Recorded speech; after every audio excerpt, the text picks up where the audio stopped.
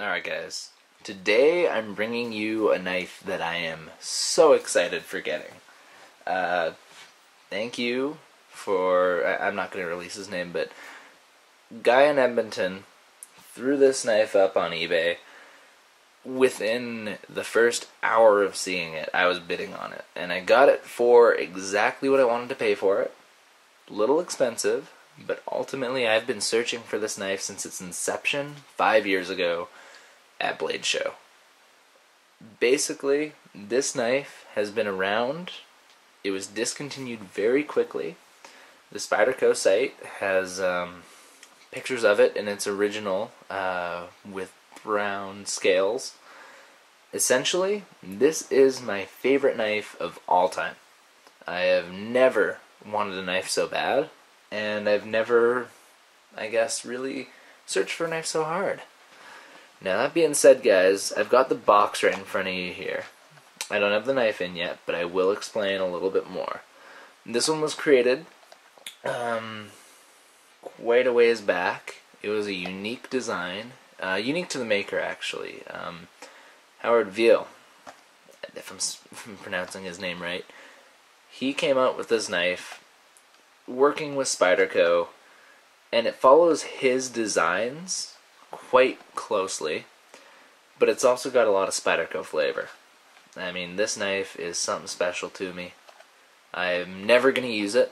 Absolutely not. It's going to be a collection-only knife. I'm going to keep it safe, oiled, cleaned, and I'm going to keep it pretty much forever. It's going to be a hand-me-down. It's going to be something that I'm going to, not hand-me-down, I'm going to pass this knife along. I want this one to last forever. Now, I'll show you the box here. You'll notice that faded product code, and in the top right there you'll see Spyderco Phoenix is the knife model. I'll get that out of the picture here, or at least away. And here's the knife.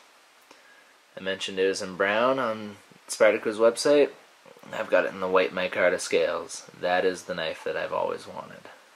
I love the brown one, but I love this guy too. Now this is a really unique knife, guys. Not only does it look pretty cool, but there are a lot of things about this knife that make it an exceptional folder and a really good use knife.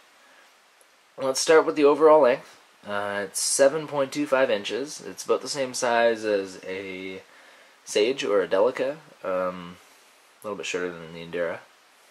It has a 3-inch saber ground blade. See that recurve there? That's very nice. Never been used, well, other than to just make sure it's shaving sharp. Blech. Trying to speak there. It's made out of VG10. Not my favorite steel, but I'm okay with it. Doesn't have to be the best steel for me, because I'm not worried about it. The blade is this interesting modified sheep's foot or clip point blade. It's got a little bit of a recut right there. It's got the 3 holes, very Veal. Spidey hole, it's very Spyderco, and Spyder there. Sexy to Japan on the other side, and Veal's own little insignia there. That actually is the symbol for the Japanese god of war, if I'm not mistaken. His insignia just at the bottom there. It is a very stellar blade. Like, that right there on its own looks so cool. The handle, solid titanium. Like, that is nice. It's not very heavy, which is great. Ultimately, that titanium cuts down on the weight. Look at that spacer on the back. Just solid lockup. Tough. Screws are bulky and just fantastic. It's got a nice polished pivot point with a screw on the back. A couple screws over here. You'll notice it's got this ball bearing lock. I'll talk about that a little bit more. It's possibly one of the strongest locks ever created. The white micarta scales on the back just, take it a step further. I mean, it's a beautiful knife to begin with. These scales just take it one extra step. The white is my favorite option. The only downside about this knife is the pocket clip. I'm not a big fan of it. It's a stone-washed finish. It's not too bad. I mean, you know what? It could be worse, but it could be a lot better. They could have done some cool things with this one. Even if they just went with a traditional Spyderco pocket clip, this one kind of looks goofy. It works. Whatever. I'm not using it. It's pretty no matter how you dice it.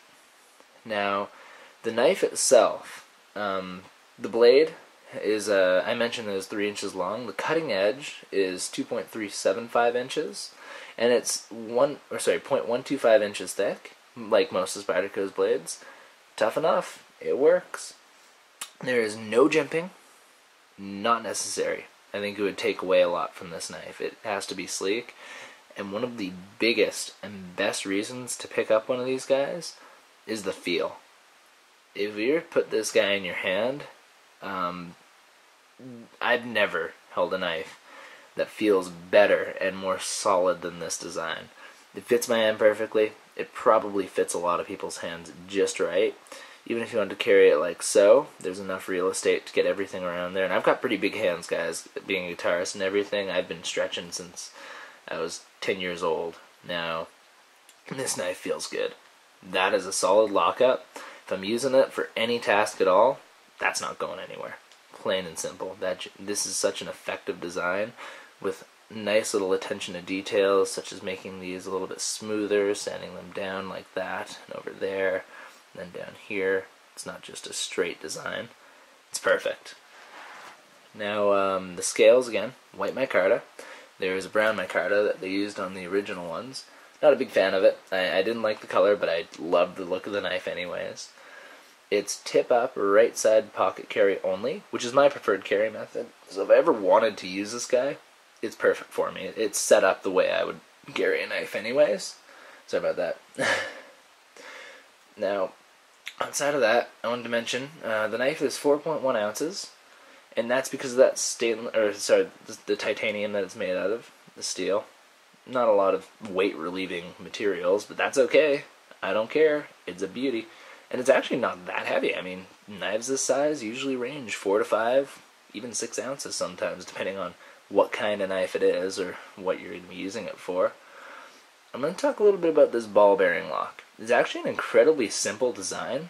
This ball bearing here freely spins in this space, but is attached to this spring system. You pull back the spring system, and it releases the knife, which lets it actually slide on the ball bearing.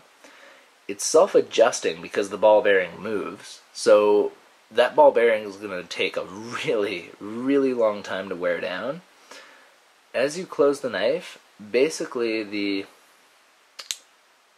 area underneath there, the ricassa, the ball just slips right into it and keeps it locked up. When you push it, it pushes the ball bearing back, and just like so, it snaps into place. There is a titanium rod type thing at the top and at the bottom, which is the blade itself. So this ball bearing just locks it up tight. There is no play. It probably will never have play. Ultimately, an incredible design. Very nice engineering going on there, and you know what? Sometimes keeping it simple is the way to go, because that is simple. It's got a pivot point and a couple cutouts on the blade. The ball bearing does the rest. No need for complicated systems, lockback design, bolt action. Doesn't make a difference. I mean, this is fantastic. Again, guys, this knife is something that I'm so proud that I finally got. I've been looking for it, again, literally for 5 years. That's how long it's been around, since its inception. And it's only been available for about 4. Granted, I'm one of many people who love this knife for many reasons. I can't find a single thing that's wrong with it, minus maybe that pocket clip. If you have the opportunity to, guys, this would be a knife that I definitely recommend picking up now. Spyderco won't be making any more of these. Probably not anyways. Ultimately, something to consider if you ever plan on collecting one of these in the future. It might be worth biting the bullet now and going for it. Again, thanks for watching, guys. If you have any questions, comments, leave them below. If you want to see any reviews, or if you want to request a knife, let me know. I'm here for you, and thanks for watching. Take care. Always thanks.